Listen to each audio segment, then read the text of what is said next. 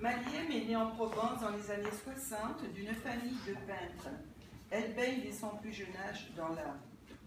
Incapable de se fixer géographiquement, elle fait des séjours de quelques années en Camargue, dans les Alpes-Maritimes, à Barcelone, puis dans les Alpes de Provence.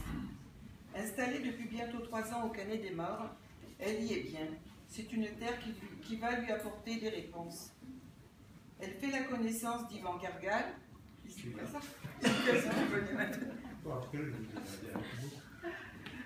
qui vient lui rendre visite afin de lui donner quelques conseils. Il tombe en admiration devant une grande toile avec ce personnage et lui dit « Mais ça, c'est quoi ?» C'est celle-là de toile, c'est celle-là de ce personnage avec moi. C'est ma première toile avec ce personnage en fait. Cette toile te va bien, elle te ressemble.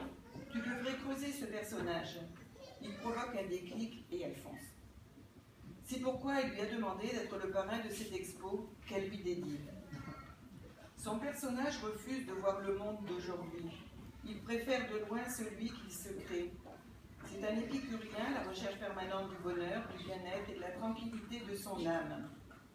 Il a de très grands pieds, ça on l'a tous vu. Peut-être du fait de ne pas voir a-t-il besoin de stabilité. Il est asexué, ni homme ni femme. Ça c'est un coup de gueule contre l'homophobie.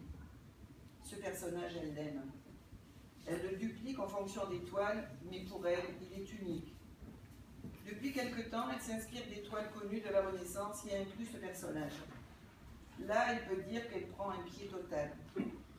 Totalement libre d'esprit, quelque peu marginal, incapable de rentrer dans le cadre conventionnel, avec ce personnage, elle dit des choses. Il l'aide à retranscrire un monde comme elle le voit, comme elle le souhaite. Plaisir, amour, joie, musique, couleur, bonheur, une douce folie, bref, tout le meilleur. Sa technique est mixte, acrylique et huile. Parfois, elle déchire, puis elle recoue, elle colle, toutes sortes de matériaux. Merci Maliem. Merci à tous les artistes, les peintres, les dessinateurs, les journalistes.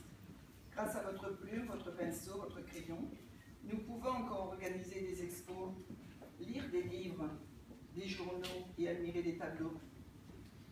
Nous nous élevons contre la bêtise humaine, l'homophobie, toutes les formes de dictature, de dogme et d'intolérance. Merci à vous et surtout, continuez.